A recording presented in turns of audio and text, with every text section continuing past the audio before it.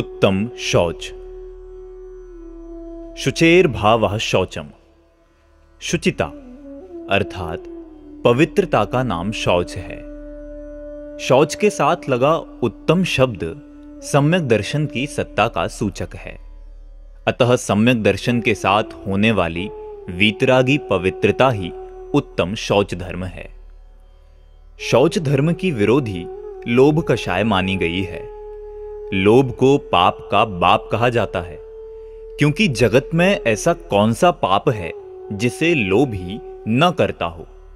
लोभी क्या नहीं करता, उसकी प्रवृत्ति जैसे भी हो, येन केन प्रकारेण धनादि भोग सामग्री इकट्ठी करने की ही रहती है। लोभी व्यक्ति की प्रवृत्ति का चित्रण पंडित टोडरमल जी ने इस प्रकार किया है। जब इसके लोभ कषाय उत्पन्न हो, तब इष्ट पदार्थ के लाभ की इच्छा होने से उसके अर्थ अनेक उपाय सोचता है, उसके साधन रूप वचन बोलता है, शरीर की अनेक चेष्टा करता है, बहुत कष्ट सहता है, सेवा करता है, विदेश गमन करता है, जिसमें मरण होना जाने वह कार्य भी करता है, जिनमें बहुत दुख उत्पन्न हो ऐसे आरंभ करता है, तथा लोभ होने पर पूज्य व इष्ट का भी कार्य हो वहां भी अपना प्रयोजन साधता है, कुछ विचार नहीं रहता, तथा जिस इष्ट वस्तु की प्राप्ति न हो या इष्ट का वियोग हो तो स्वयं बहुत संतापवान होता है, अपने अंगों का घात करता है तथा विष आदि से मर जाता है। ऐसी अवस्था लोभ होने पर होती है। आचार्य शुभचंद्र ने तो ज्ञानार्णव के 19वें सर्ग में यहां तक लिखा है, स्वामी गुरु बंधु वृद्धान बला बालांश जीर्ण दीना दीन व्यापद्य विगत शंको लोभार्तो वित्त मादत्ते। ये केचित सिद्धांते दोषः शुभ्रस्य साधकः प्रोक्तः प्रभवन्ति निर्विचारम ते लोभा देव जंतूनाम। इस लोभ कषाय से पीड़ित हुआ व्यक्ति अपने मालिक, गुरु, बंधु, वृद्ध, स्त्री, बालक तथा क्षीण, दुर्बल, अनाथ, दीनादि को भी निशंकता से मारकर धन को ग्रहण करता है। नरक ले जाने वाले जो दोष सिद्धांत शास्त्रों में कहे गए हैं, वे सब लोभ से प्रकट होते हैं। पैसे का लोभी व्यक्ति सदा जोड़ने में ही लगा रहता है, भोगने का उसे समय ही नहीं मिलता। पशुओं का लोभ पेट भरने तक ही सीमित रहता है, पेट भर जाने पर वह कुछ समय को ही सही संतुष्ट हो जाता है, पर मानव की समस्या मात्र पेट भरने तक सीमित नहीं रहती, वह पेटी भरने के चक्कर में सदा ही असंतुष्ट बना रहता है। दिन रात हाय पैसा, हाय पैसा। उसे पैसे के अतिरिक्त कुछ दिखाई ही नहीं देता। वह यह नहीं समझता कि अनेक प्रयत्न करने पर भी पुण्योदय के बिना धनादि अनुकूल संयोगों को प्राप्त नहीं किया जा सकता, क्योंकि धनादि संयोगों की प्राप्ति पूर्वकृत पुण्य का फल है। इसी बात की ओर ध्यान आकर्षित करते हुए भगवती आराधना में लिखा है, लोभे कएव यत्थो न होई पुरिसस्य अपडिभोगस्य अक एवि हवदि लोभे अत्थो पडिभोगवंतस्य। लोभ करने पर भी पुण्य रहित मनुष्य को द्रव्य मिलता नहीं है, और लोभ न करने पर भी पुण्यवान को धन की प्राप्ति होती है। अतः धन की प्राप्ति में लोभ आसक्ति कारण नहीं, परंतु पुण्य ही कारण है, ऐसा विचार कर लोभ का त्याग करना चाहिए। इसके बाद उच्छिष्ट धन के लोभ के त्याग की प्रेरणा देते हुए लिखा है, सव्वे विजये अत्था परिगहिदा ते अनंत खुत्तो में अत्थेसु इत्थ को मज्झ विभो गहिद विजडेसु। इहय परत्तये लोए दोसे बहुए आवहै लोभो इदि अपणो गणित्ता निज्जे दव्वो हवदि लोभो। इस लोक में अनंत बार धन प्राप्त किया है, अतः अनंत बार ग्रहण कर त्यागे हुए इस धन के विषय में आश्चर्यचकित होना व्यर्थ है। इस लोक व परलोक में यह लोभ अनेक दोष उत्पन्न करता है। ऐसा जानकर लोभ पर विजय प्राप्त करना चाहिए। आज की दुनिया में रुपए पैसे के लोभ को ही लोभ माना जाता है। कोई विषय कषाय में ही क्यों न खर्चे, पर दिल खोलकर खर्च करने वालों को दरिया दिल एवं कम खर्च करने वालों को लोभी कहा जाता है। किसी ने आपको चाय नाश्ता करा दिया, सिनेमा दिखा दिया, तो वह आपकी दृष्टि में निर्लोभी हो गया। और यदि उसके भी चाय नाश्ते का बिल आपको चुकाना पड़ा या सिनेमा के टिकट आपको खरीदने पड़े, तो आप कहने लगेंगे, हाय राम, बड़े लोभी से पाला पड़ा। इसी प्रकार धर्मार्थ संस्था के लिए ही सही, आप चंदा मांगने गए और किसी ने आपकी कल्पना से कम चंदा दिया या ना दिया तो लोभी, और यदि कल्पना से अधिक दे दिया तो निर्लोभी, चाहे उसने यश के लोभ में ही अधिक चंदा क्यों न दिया हो। इस प्रकार यश के लोभियों को प्रायः निर्लोभी मान लिया जाता है। ऊपर से उदार दिखने वाला अंदर से बहुत बड़ा लोभी भी हो सकता है, इस बात की ओर हमारा ध्यान ही नहीं जाता। अरे भाई, पैसे का ही लोभ सब कुछ नहीं है। लोभ तो कई प्रकार का होता है। यश का लोभ, रूप का लोभ, नाम का लोभ, काम का लोभ आदि। वस्तुतः तो पांचों इंद्रियों के विषयों की एवं मानादि कषायों की पूर्ति का लोभ ही लोभ है। पैसे का लोभ तो कृत्रिम लोभ है। यह तो मनुष्य भव की नई कमाई है। लोभ तो चारों गतियों में होता है, किंतु रुपए पैसे का व्यवहार तो चारों गतियों में नहीं है। यदि रुपए पैसे के लोभ को ही लोभ माने तो अन्य गतियों में लोभ की सत्ता संभव न होगी। जबकि कषायों की बहुलता का वर्णन करते हुए आचार्यों ने लोभ की अधिकता देवगति में बताई है। नारकियों में क्रोध, मनुष्यों में मान, तिर्यंचों में माया और देवों में लोभ की प्रधानता होती है। देवगति में पैसे का व्यवहार नहीं है, अतः लोभ को पैसे की सीमा में कैसे बांधा जा सकता है। पैसा तो विनिमय का एक कृत्रिम साधन है। रुपए पैसे में ऐसा कुछ नहीं है कि जो जीव को लुभाए। लोग न उसके रूप पर लुभाते हैं न रस पर। जिन कागज के नोटों पर यह मानव मर मिटने को फिर रहा है, यदि वे नोट गाय के सामने रखो तो वह सूंघेगी भी नहीं, जबकि घास पर झपट पड़ेगी। गाय की दृष्टि में नोटों की कीमत घास के बराबर भी नहीं, पर यह अपने को सभ्य कहने वाला मानव उनके पीछे दिन रात एक किए डालता है। ऐसा क्या जादू है उनमें?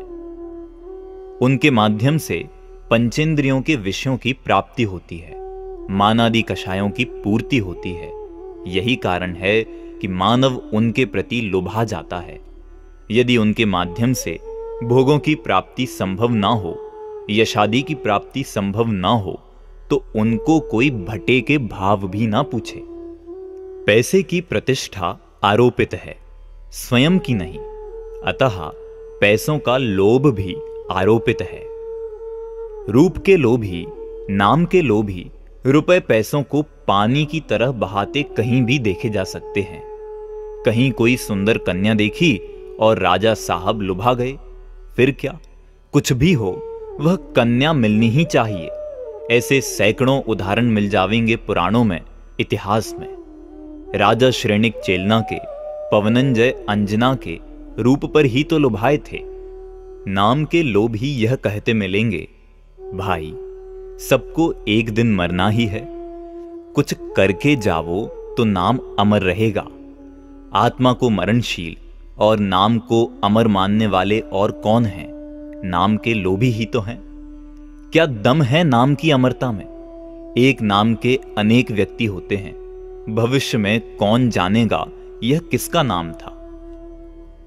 नाम की अमरता के लिए पार्टियों पर नाम लिखाने वालों, जरा यह तो सोचो कि भरत चक्रवर्ती जब अपना नाम लिखने गए तो वहां चक्रवर्तियों के नाम से शिला भरी पाई। एक नाम मिटाकर अपना लिखना पड़ा। वे सोचने लगे कि आगे आने वाला चक्रवर्ती मेरा नाम मिटाकर अपना नाम लिखेगा। और ना जाने कितने कितने प्रकार के लोभी होते हैं। 4 प्रकार के लोभ तो आचार्य अकलंक देव ने ही राजवार्तिक में गिनाए हैं: जीवन लोभ, आरोग्य लोभ, इंद्रिय लोभ और उपभोग लोभ। आचार्य अमृतचंद्र ने भी तत्वार्थ सार में 4 प्रकार के लोभ की चर्चा की है। वे उसमें लिखते हैं: परिभोगोपभोगत्वम जीवितेन्द्रिय भेदतः चतुर्विधस्य लोभस्य निवृत्ति शौच मुच्यते। भोग, उपभोग, जीवन एवं इंद्रियों के विषयों का इस प्रकार लोभ 4 प्रकार का होता है। इन चारों प्रकार के लोभ के त्याग का नाम शौच धर्म है। उक्त दोनों प्रकारों में मात्र इतना ही अंतर है कि अकलंक देव ने उपभोग में भोग और उपभोग दोनों सम्मिलित कर लिए हैं तथा आरोग्य का लोभ अलग से ले लिया है। लोभ के उक्त प्रकारों में रुपए पैसे का लोभ कहीं भी नहीं आता है। लोभ के उक्त प्रकारों पर ध्यान दें तो पंचेंद्रियों के विषयों के लोभ की ही प्रमुखता दिखाई देती है। भोग और उपभोग इंद्रियों के विषय ही तो हैं। शारीरिक आरोग्य भी इंद्रियों की विषय ग्रहण शक्ति से ही संबंधित है, क्योंकि 5 इंद्रियों के अतिरिक्त और शरीर क्या है? इंद्रियों के समुदाय का नाम ही तो शरीर है। जीवन का लोभ भी शरीर के संयोग बने रहने की लालसा के अतिरिक्त क्या है?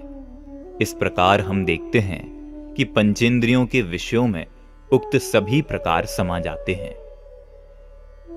पंचेंद्रियों के विषयों के लोभ में फंसे जीवों की दुर्दशा का चित्रण कर लोभ के त्याग की प्रेरणा देते हुए परमात्म प्रकाशकार इस प्रकार लिखते हैं: रुवि पयंगा सद्दीमय गय फासहिणा संति अलि उल गंधई मच्छरसी किम अनुराउ करंती।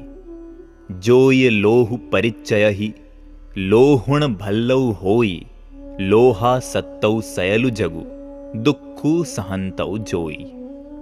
रूप के लोभी पतंगे दीपक पर पड़कर, कर्ण प्रिय शब्द के लोभी हिरण शिकारी के बाण में बिंधकर, स्पर्श अर्थात काम के लोभी हाथी हथिनी के लोभ से गड्ढे में पड़कर, गंध के लोभी भौरे कमल में बंधकर और रस के लोभी मच्छ धीवर के कांटे में बिंधकर या जाल में फंसकर दुख उठाते हैं, नाश को प्राप्त होते हैं।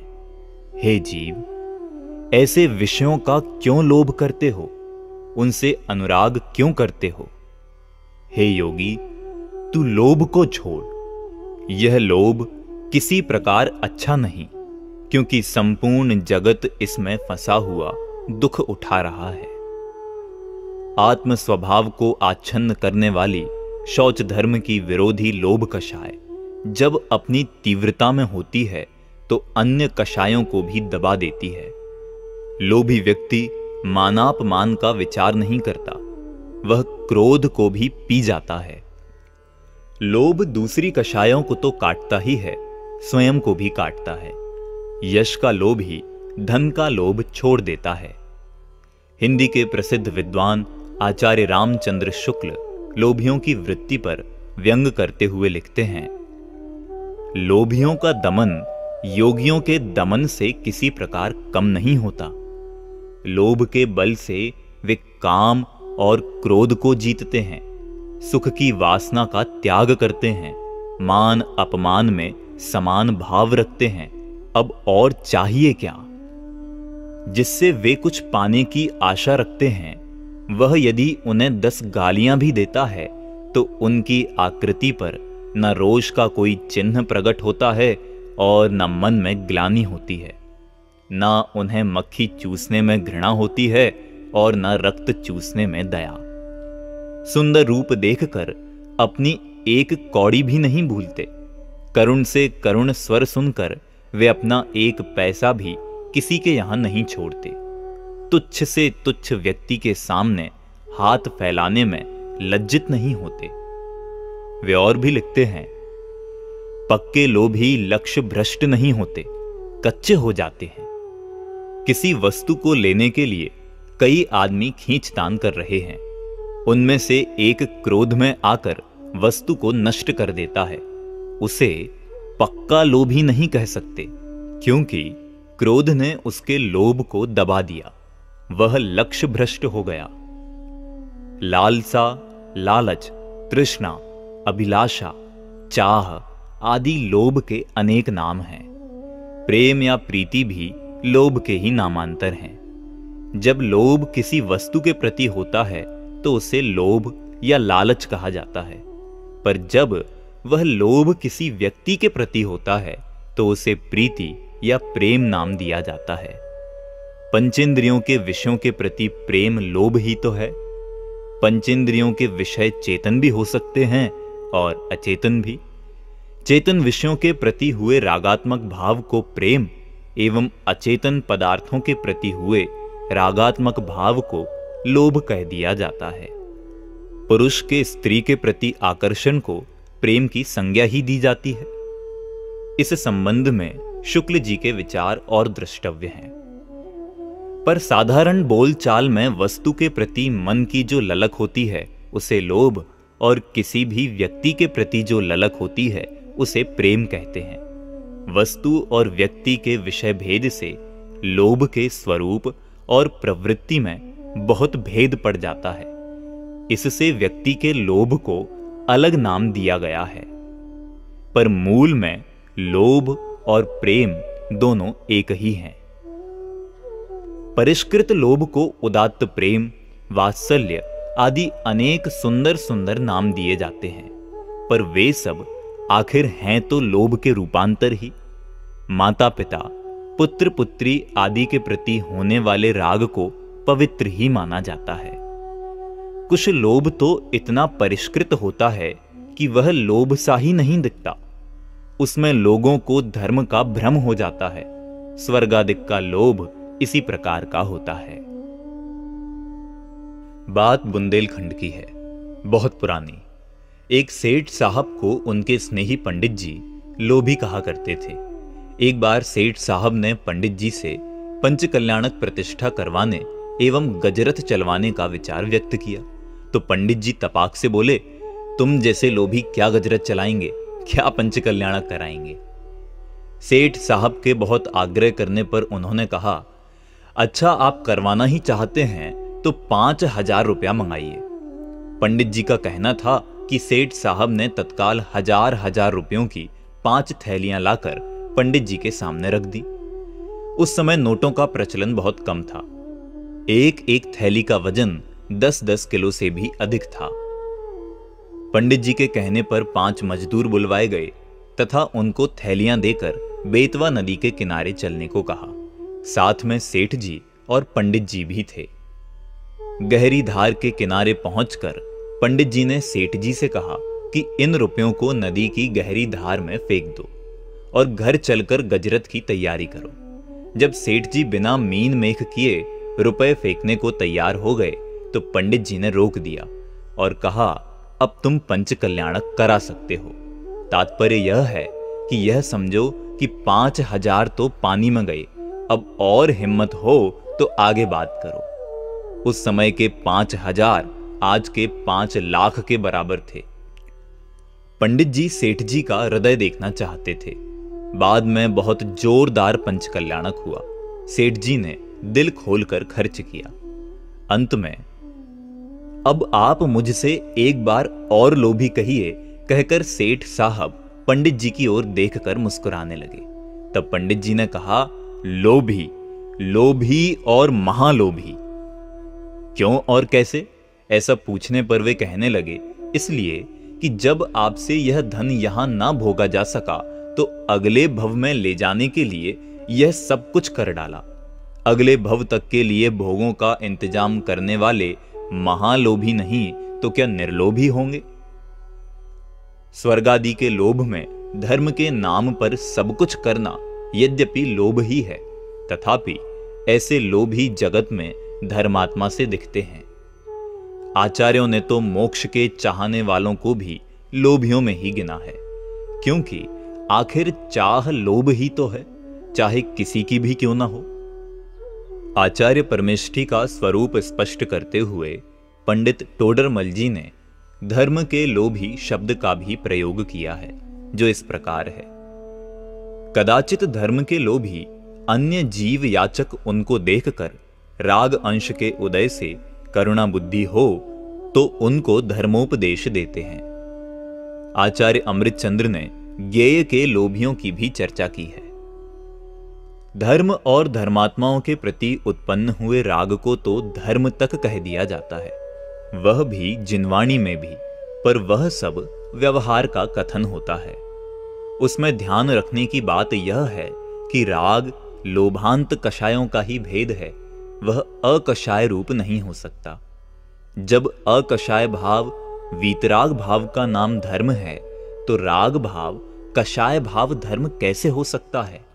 अतः यह निश्चित रूप से कहा जा सकता है कि लोभादि कषाय रूपात्मक है स्वरूप जिसका, ऐसा राग चाहे वह मंद हो चाहे तीव्र, चाहे शुभ हो चाहे अशुभ, चाहे अशुभ के प्रति हो चाहे शुभ के प्रति, वह धर्म नहीं हो सकता, क्योंकि है तो आखिर वह राग अर्थात लोभ रूप ही। यह बात सुनकर चौंकिए नहीं, जरा गंभीरता से विचार कीजिए।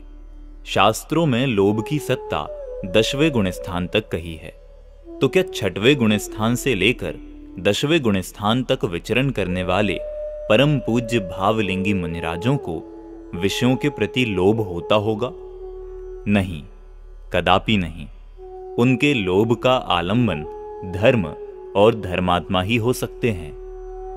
आप कह सकते हैं कि जिनके तन पर धागा भी नहीं, जो सर्व परिग्रह के त्यागी हैं, ऐसे कुंद कुंद आदि मुनिराजों के भी लोभ?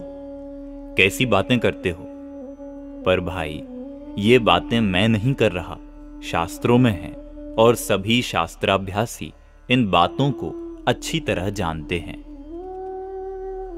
अतः जब लोभ का वास्तविक अर्थ समझना है तो उसे व्यापक अर्थ में ही समझना होगा। उसे मात्र रुपए पैसे तक सीमित करने से काम नहीं चलेगा।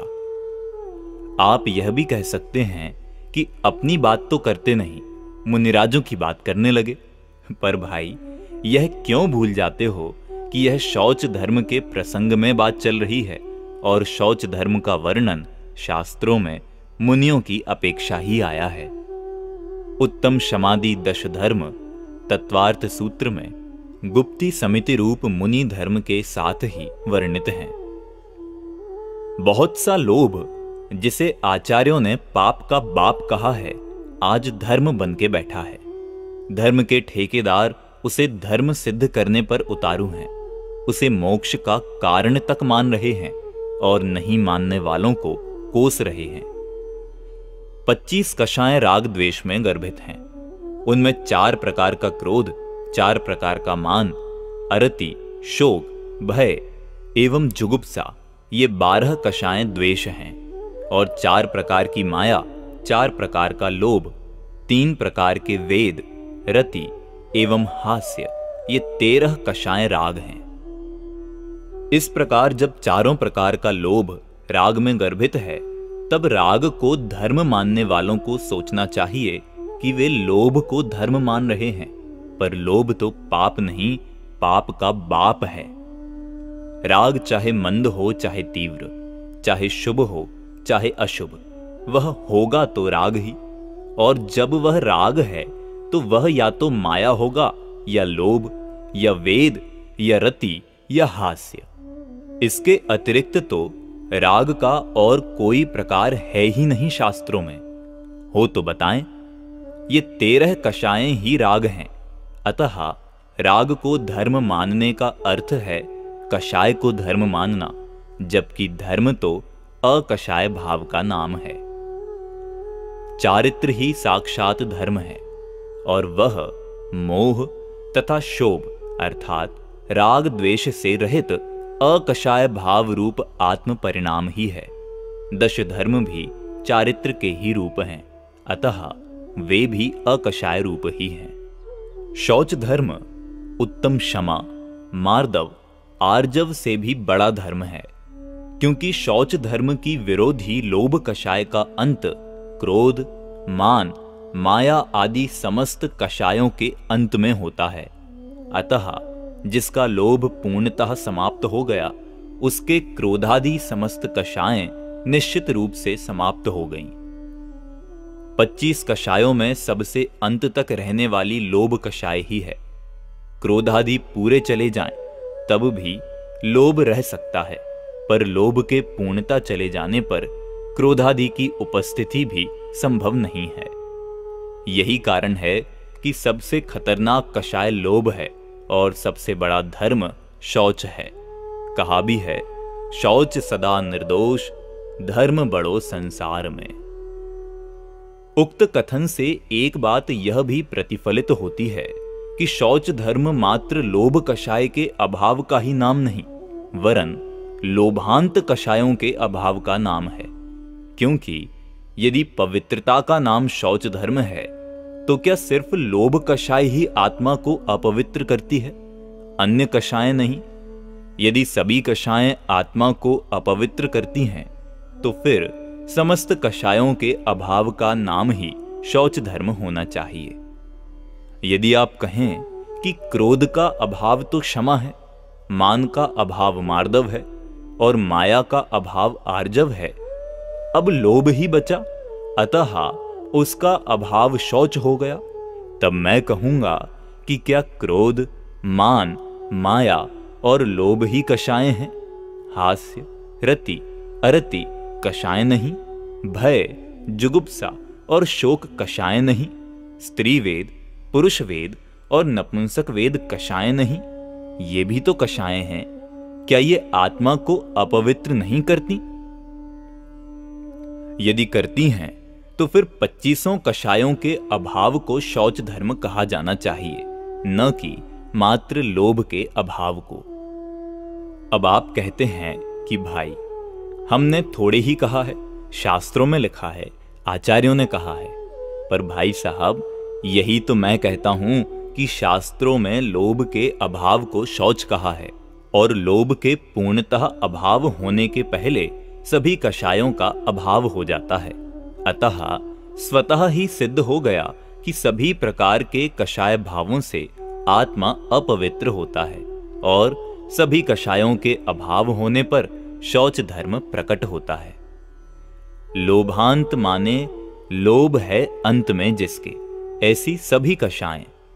चूंकि लोभ 25 कषायों के अंत में समाप्त होता है, अतः लोभांत में 25 कषायें आ जाती हैं। यह पूर्ण शौच धर्म की बात है। अंश रूप में जितना जितना लोभांत कषायों का अभाव होगा, उतना उतना शौच धर्म प्रकट होता जाएगा। यहां एक प्रश्न संभव है कि जब क्रोधादि सभी कषायें आत्मा को अपवित्र करती हैं, तो क्रोध के जाने पर भी आत्मा में कुछ ना कुछ पवित्रता प्रकट होगी ही। अतः क्रोध के अभाव को या मान के अभाव को शौच धर्म क्यों नहीं कहा, लोभ के अभाव को ही क्यों कहा? इसका भी कारण है, और वह यह कि क्रोध के पूर्णतः चले जाने पर भी आत्मा में पूर्ण पवित्रता प्रकट नहीं होती, क्योंकि लोभ तब भी रह सकता है, पर लोभ के पूर्णतः चले जाने पर कोई भी कषाय नहीं रहती है। अतः पूर्ण पवित्रता को लक्ष्य में रखकर ही लोभ के अभाव को शौच धर्म कहा है। अंश रूप से जितना कषाय भाव कम होता है, उतनी शुचिता आत्मा में प्रकट होती ही है। लोभ कषाय सबसे मजबूत कषाय है। यही कारण है कि वह सबसे अंत तक रहती है। जब इसका भी अभाव हो जाता है, तब शौच धर्म प्रकट होता है। अतः वह महान धर्म है। इस महान शौच धर्म को लोगों के नहाने धोने तक सीमित कर दिया है। नहाना धोना बुरा है, यह मैं नहीं कहता, पर उसमें वास्तविक शुचिता नहीं, उससे शौच धर्म नहीं होता। शौच धर्म का जैसा प्रकर्ष स्नान वृत्ति मुनिराजों के होता है, वैसा दिन में 3-3 बार नहाने वाले गृहस्थों के नहीं। पूजनकार ने कहा भी है, प्राणी सदा शुचिशील जप तप ज्ञान ध्यान प्रभावते, नित गंग जमुन समुद्र नहाए अशुचि दोष सुभावते। ऊपर अमल मल भर्यो भीतर, कौन विधि घट शुचि कहे, बहुदेह मैली सुगुण थैली शौच गुण साधु लहे। स्वभाव से तो आत्मा परम पवित्र ही है। पर्याय में जो मोह राग द्वेष की अपवित्रता है, वह नहाने धोने से जाने वाली नहीं। वह आत्मज्ञान, आत्मध्यान, शील, संयम, जप तप के प्रभाव से ही जाएगी। देह तो हाड़ मांस से बनी होने से स्वभावतः ही अशुचि है। यह गंगा जमुना में मल मल कर नहाने से पवित्र होने वाली नहीं है। यह देह तो उस घड़े के समान है जो ऊपर से निर्मल दिखाई देता है, पर जिसके भीतर मल भरा हो। ऐसे घड़े को कितना ही मल मल कर शुद्ध करो, वह पवित्र होने वाला नहीं। उसी प्रकार यह शरीर है, इसकी कितनी ही सफाई करो, जब यह मैल से ही बना है तो पवित्र कैसे हो सकता है। यद्यपि यह देह मैली है, तथापि इसमें अनंत गुणों का पिंड आत्मा विद्यमान है। अतः एक प्रकार से यह सुगुणों की थैली है। यही कारण है कि देह की सफाई पर ध्यान भी न देने वाले मुनिराज आत्मगुणों का विकास करके शौच धर्म को प्रकट करते हैं। दूसरी बात यह भी तो है कि शौच धर्म आत्मा का धर्म है। शारीरिक अपवित्रता से उसको क्या लेना देना। फिर शरीर तो मैल का ही बना है। खून, मांस, हड्डी आदि के अतिरिक्त और शरीर है ही क्या। जब ये सभी पदार्थ अपवित्र हैं, तो फिर इन सब के समुदाय रूप शरीर को पवित्र कैसे कहा जा सकता है। इस बात को स्पष्ट करते हुए मैंने बहुत पहले लिखा था, यदि हड्डी अपवित्र है तो वह तेरी नाही, और खून भी अशुचि है वह पुद्गल पर छाही। तेरी शुचिता ज्ञान है और अशुचिता राग, राग आग को त्याग कर निज को निज में पाग। खून, मांस और हड्डी की अपवित्रता तो देह की बात है। आत्मा की अपवित्रता तो मोह राग द्वेष है, तथा आत्मा की पवित्रता ज्ञानानंद स्वभाव एवं सम्यक दर्शन ज्ञान चारित्र है। अतः आत्मा को अपवित्र करने वाले मोह राग द्वेष को कम करने के लिए अपने को जानिए, अपने को पहचानिए और अपने में ही समा जाइए। निज को निज में पाग का यही आशय है। राग द्वेष में 25 कषाएं आ जाती हैं। इनमें लोभ कषाय राग में आती है। यह सब पहले ही स्पष्ट किया जा चुका है।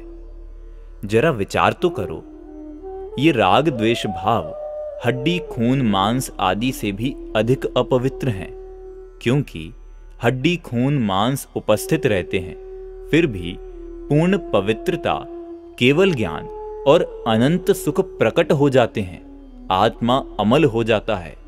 किंतु यदि रंच मात्र भी राग रहे, चाहे वह मंद से मंदतर एवं मंदतम ही क्यों न हो, कितना भी शुभ क्यों न हो, तो केवल ज्ञान व अनंत सुख नहीं हो सकता। आत्मा पहले वीतरागी होता है, फिर सर्वज्ञ। सर्वज्ञ होने के लिए वीतरागी होना जरूरी है। वीत देह नहीं, वीत हड्डी नहीं, वीत खून भी नहीं।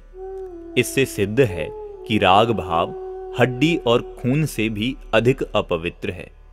इस पर भी हम उसे धर्म माने बैठे हैं। यह सुनकर लोग चौंक उठते हैं, कहने लगते हैं कि आप कैसी बातें करते हैं। तीर्थंकर भगवान की हड्डी वज्र की होती है, खून बिल्कुल सफेद दूध जैसा होता है, उन्हें आप अपवित्र कहते हैं।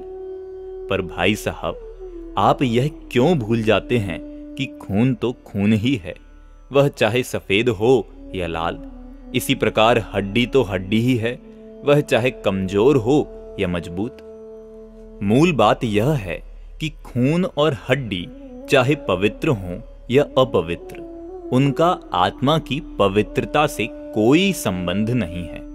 खून और हड्डियां एक सी होने पर भी अवृति मिथ्या दृष्टि अपवित्र है और सम्यक दृष्टि वृत्ति महावृत्ति पवित्र है। इससे यह सहज सिद्ध है कि आत्मा की पवित्रता वीतरागता में है और अपवित्रता मोह राग द्वेष में। खून मांस हड्डी का उससे कोई संबंध नहीं। वादिराज मुनिराज के शरीर में कोढ़ हो गया था, फिर भी वे परम पवित्र थे, शौच धर्म के धनी थे। गृहस्थ अवस्था में सनत कुमार चक्रवर्ती की जब कंचन जैसी काया थी, जिनके सौंदर्य की चर्चा इंद्र सभा में भी चलती थी, जिसे सुनकर देवगण उनके दर्शनार्थ आते थे, तब तो उनके उस स्तर का शौच धर्म नहीं था जिस स्तर का मुनि अवस्था में था। जबकि मुनि अवस्था में उनके शरीर में कोढ़ हो गया था, जो 700 वर्ष तक रहा। उस कोड़ी दशा में भी उनके 3 कषाय के अभाव रूप शौच धर्म मौजूद था। जरा विचार तो करो कि शौच धर्म क्या है। इसे शरीर की शुद्धि तक सीमित करना तत्संबंधी अज्ञान ही है। व्यवहार से उसे भी कहीं कहीं शौच धर्म कह दिया जाता है, पर वस्तुतः लोभांत कषायों का अभाव ही शौच धर्म है। दूसरे शब्दों में वीतरागता ही वास्तविक शौच धर्म है। पूर्ण वीतरागता और केवल ज्ञान प्रतिदिन नहाने वालों को नहीं, जीवन भर नहीं नहाने की प्रतिज्ञा करने वालों को प्राप्त होते हैं। लोग कहते हैं हड्डी आदि अपवित्र पदार्थों के छू जाने पर तो नहाना ही पड़ता है। हाँ, नहाना पड़ता है, पर किसे? हड्डियों को ही ना। आत्मा तो अस्पर्श स्वभावी है, उसे तो पानी छू भी नहीं सकता है, हड्डियां ही नहाती हैं। यदि ऐसी बात है तो फिर मुनिराज नहाने का त्याग क्यों करते हैं? मुनिराज नहाने का नहीं, नहाने के राग का त्याग करते हैं, और जब नहाने का राग ही उन्हें नहीं रहा तो फिर नहाना कैसे हो सकता है? कैसी विचित्र बात है कि इस हड्डियों के शरीर को हड्डी छू जाने से नहाना पड़ता है। हम सब मुंह से रोटी खाते हैं, दांतों से उसे चबाते हैं। दांत क्या हैं? हड्डियां ही तो हैं। जब तक दांत मुंह में हैं, छूत हैं, अपने स्थान से हटते ही अछूत हो जाते हैं। इस पर लोग कहते हैं यह जीवित हड्डी और वह मरी हड्डी। उनकी दृष्टि में हड्डियां भी जीवित और मरी 2 प्रकार की होती हैं। जो कुछ भी हो, ये सब बातें व्यवहार की हैं। संसार में व्यवहार चलता ही है, और जब तक हम संसार में हैं तब तक हम सब व्यवहार निभाते ही हैं। निभाना भी चाहिए, पर मुक्ति मार्ग में उसका कोई स्थान नहीं है।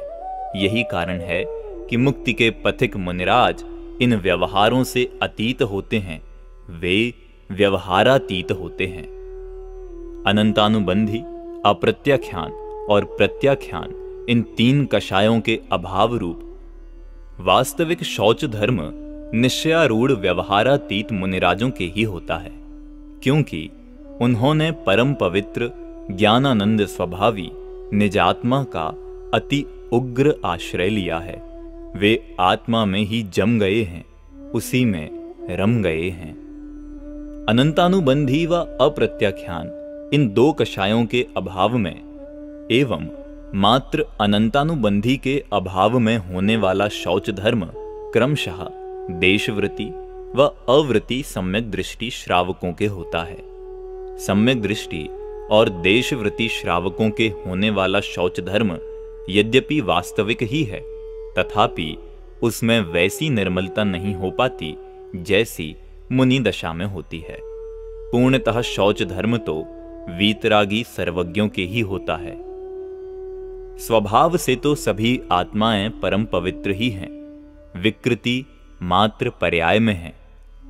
पर जब पर्याय परम पवित्र आत्म स्वभाव का आश्रय लेती है तो वह भी पवित्र हो जाती है। पर्याय के पवित्र होने का एकमात्र उपाय परम पवित्र आत्म स्वभाव का आश्रय लेना है। पर के आश्रय से पर्याय में अपवित्रता और स्व के आश्रय से पवित्रता प्रकट होती है। समयसार गाथा 72 की टीका में आचार्य अमृतचंद्र आत्मा को अत्यंत पवित्र एवं मोह राग द्वेष रूप आश्रव भावों को अपवित्र बताते हैं। उन्होंने आश्रव तत्व को अशुचि लिखा है, जीव तत्व और अजीव तत्व को नहीं। आत्मा जीव है, शरीर अजीव है, दोनों ही अपवित्र नहीं। अपवित्र तो आश्रव है जो लोभादि कषायों रूप है। स्वभाव की शुचिता में ऐसी सामर्थ्य है कि उस पर जो पर्याय झुके, उसको जो पर्याय छुए, वह उसे पवित्र बना देती है। पवित्र कहते ही उसे हैं जिसको छूने से छूने वाला पवित्र हो जाए। वह कैसा पवित्र जो दूसरों के छूने से अपवित्र हो जाए? पारस तो उसे कहते हैं जिसके छूने पर लोहा सोना हो जाए। जिसके छूने से सोना लोहा हो जावे, वह थोड़े ही पारस कहा जाएगा। इसी प्रकार जो अपवित्र पर्याय के छूने से अपवित्र हो जाए, वह स्वभाव कैसा? स्वभाव तो उसका नाम है जिसके आश्रय से पर्याय भी पवित्र हो जावे। पवित्र स्वभाव को छूकर जो पर्याय स्वयं पवित्र हो जाए, उस पर्याय का नाम ही शौच धर्म है। आत्म स्वभाव के स्पर्श बिना अर्थात आत्मा के अनुभव बिना शौच धर्म का आरंभ भी नहीं होता। शौच धर्म का ही क्या, सभी धर्मों का आरंभ आत्मानुभूति से ही होता है। आत्मानुभूति उत्तम समाधि सभी धर्मों की जननी है। अतः जिन्हें पर्याय में पवित्रता प्रकट करनी हो, अर्थात जिन्हें शौच धर्म प्राप्त करना हो, वे आत्मानुभूति प्राप्त करने का यत्न करें, आत्मोन्मुख हों।